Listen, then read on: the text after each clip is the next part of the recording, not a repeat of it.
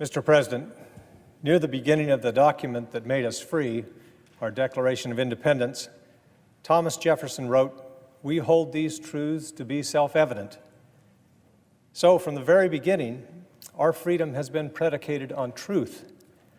The founders were visionary in this regard, understanding well that good faith and shared facts between the governed and the government would be the very basis of this ongoing idea of America. As a distinguished former member of this body, Daniel Patrick Moynihan of New York famously said, "Everyone is entitled to his own opinion, but not his own facts." Now, during this past year, I'm alarmed to say that Senator Moynihan's proposition has likely been tested more severely than at any time in our history. For it is that reason that I rise today to talk about the truth and the truth's relationship to democracy. For without truth and a principled fidelity to truth and to shared facts, Mr. President, our democracy will not last. 2017 was a year which saw the truth, objective, empirical, evidence-based truth, more battered and abused than at any time in the history of our country, at the hands of the most powerful figure in our government. It was a year which saw the White House enshrine alternative facts into the American lexicon as justification for what used to be simply called old-fashioned falsehoods. It was a year in which an unrelenting daily assault on the constitutionally protected free speech was launched by the same White House, an assault that is as unprecedented as it is unwarranted. The enemy of the people was how the President of the United States called the free press in 2017. Mr. President, it is a testament to the condition of our democracy that our own President uses words infamously spoken by Joseph Stalin to describe his enemies. It bears noting that so fraught with malice was the phrase "enemy of the people" that even Nikita Khrushchev forbade its use, telling the Soviet Communist Party that the phrase had been introduced by Stalin for the purpose of, quote, "annihilating such individuals," unquote, who disagreed with the supreme leader. This alone should be the source of great shame for us in this body, especially for those of us in the President's party, for they are shameful, repulsive statements. And of course, the President has it precisely backward. Despotism is the enemy of the people. The free press is the despot's enemy, which makes the free press the guardian of democracy. When a figure in power reflexively calls any press that doesn't suit him fake news, it is that person who should be the figure of suspicion, not the press. I dare say that anyone who has had the privilege and awesome responsibility to serve in this chamber knows that these reflexive slurs of fake news are dubious at best. Those of us who travel overseas, especially to war zones and other troubled areas all around the globe, encounter members of U.S.-based media who risk their lives and sometimes lose their lives reporting on the truth. To dismiss their work as fake news is an affront to their commitment and their sacrifice. According to the International Federation of Journalists, 80 journalists were killed in 2017. A new report from the Committee to Protect Journalists documents that the number of journalists imprisoned around the world has reached 262, which is a new record. This total includes 21 reporters who are being held on false news charges. Mr. President, so powerful is the presidency that the damage done by the sustained attack on the truth will not be confined to this president's time in office.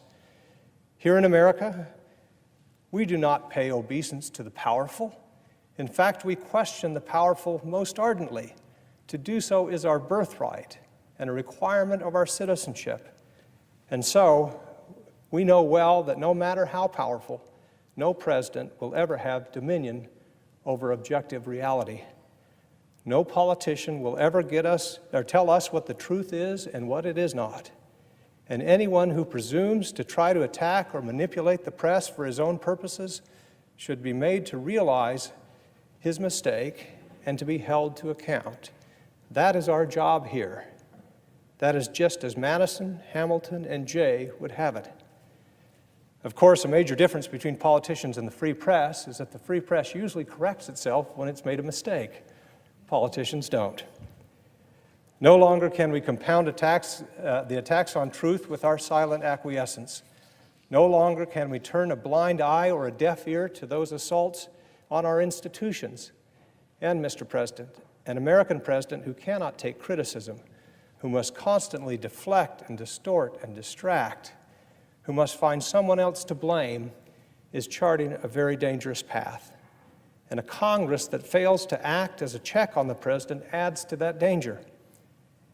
Now we are told via Twitter that today the president intends to announce his choice for the, quote, most corrupt and dishonest media awards. It beggars belief that an American president would engage in such a spectacle. But here we are. And so, 2018 must be the year in which the truth takes a stand against power that would weaken it. In this effort, the choice is quite simple. And in this effort, the truth needs as many allies as possible.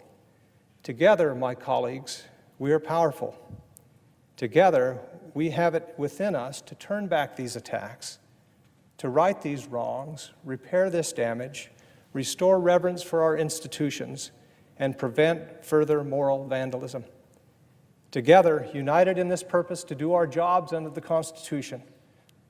Without regard to party or party loyalty, let us resolve to be allies of the truth and not partners in its destruction. It is not my purpose here to inventory all the unofficial untruths of the past year, but a brief survey is in order. Some untruths are trivial, such as a bizarre contention regarding the crowd size at last year's inaugural. But some untruths are not at all trivial, such as the seminal untruth of the president's political career, the oft-repeated conspiracy about the birthplace of President Obama. Also not trivial are the equally pernicious fantasies about rigged elections and massive voter fraud, which are as destructive as they are inaccurate. To the effort to undermine confidence in the federal courts, federal law enforcement, the intelligence community, and the free press, to perhaps the most vexing untruth of all, the supposed hoax at the heart of Special Counsel Robert Mueller's Russia investigation. To be very clear, to call the Russian matter a hoax, as the President has done so many times, is a falsehood. We know the attacks orchestrated by the Russian government during the election were real. They constitute a grave threat to both American sovereignty and to our national security. It is in the interest of every American to get to the bottom of this matter, wherever the investigation leads. Ignoring or denying the truth about hostile Russian intentions toward the United States leaves us vulnerable to future attacks. We are told by our intelligence agencies that these attacks are ongoing. Yet it has recently been reported that there has not been a single cabinet-level meeting regarding Russian interference and how to defend America against these attacks. Not one. What might seem like a casual and routine untruth, so casual and routine that it has now become the white noise of Washington, is in fact a serious lapse in the defense of our country. Mr. President, let us be clear, the impulses underlying the dissemination of such untruths are not benign. They have the effect of eroding trust in our vital institutions and conditioning the public to no longer trust them. The destructive effect of this kind of behavior on our democracy cannot be overstated. Mr. President, every word that a president utters projects American values around the world. The values of free expression and reverence for the free press have been our global hallmark, for it is our ability to freely air the truth that keeps our government honest and keeps the people free. Between the mighty and the modest, truth is a great leveler. And so, respect for freedom of the press has always been one of our most important exports. But a recent report published in our free press should raise an alarm. Reading from the story, quote, in February, Syrian President Bashar Assad brushed off an Amnesty International report that some 13,000 people had been killed in one of his military prisons by saying, "You can forge anything these days. We're living in a fake news era." In the Philippines, President Rodrigo Duterte has complained of being demonized by fake news. Last month, the report continues, With our president, quote, laughing by his side, Duterte called reporters spies. In July, Venezuelan President Nicolas Maduro complained to the Russian propaganda outlet that the world media has spread lots of false versions, lots of lies about his country, adding, "This is what we call fake news today, isn't it?" There are more. The state official in Myanmar recently said, "There is no such thing as Rohingya. It is fake news." He was referring to the persecuted ethnic group. Leaders in Singapore, a country known for restricting free speech, have promised fake news legislation in the next year. And on and on and on. This feedback loop is disgraceful, Mr. President. Not only has the past year seen an American president borrow despotic language to refer to the free press, but it seems he has now in turn inspired dictators and authoritarians with his own language. That is reprehensible. We are not in a fake news era, as Bashar Assad says. We are, rather, in an era in which the authoritarian impulse is reasserting itself to challenge free people and free societies everywhere. In our own country, from the trivial to the truly dangerous, it is the range and regularity of the untruths we see that should be the cause for profound alarm and spur to action. Add to that the by now predictable habit of calling true things false and false things true, and we have a recipe for disaster. George Orwell warned, "The further a society drifts from the truth, the more it will hate those who speak it." Now, any of us who have spent time in public life have endured news coverage we felt was jaded or unfair. But in our positions, to employ even idle threats, to use laws or regulations to stifle criticism is corrosive to our democratic institutions. Simply put, it is the press's obligation to uncover the truth about power. It is the people's right to criticize their government, and it is our job to take it.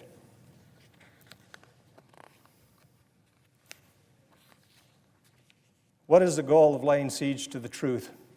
President John F. Kennedy, in a stirring speech on the 20th anniversary of the Voice of America, was eloquent in answer to that question. "We are not afraid to entrust the American people with unpleasant facts, foreign ideas, alien philosophies, and competitive values. For a nation that is afraid to let its people judge the truth and falsehood in an open market is a nation afraid of its people."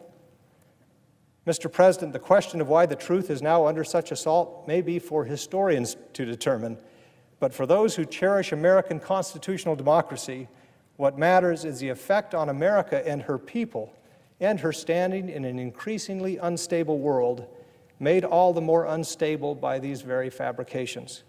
What matters is the daily disassembling of our democratic institutions. We are a mature democracy. It is past time to stop excusing or ignoring, or worse, endorsing these attacks on the truth. For if we compromise the truth for the sake of our politics, we are lost.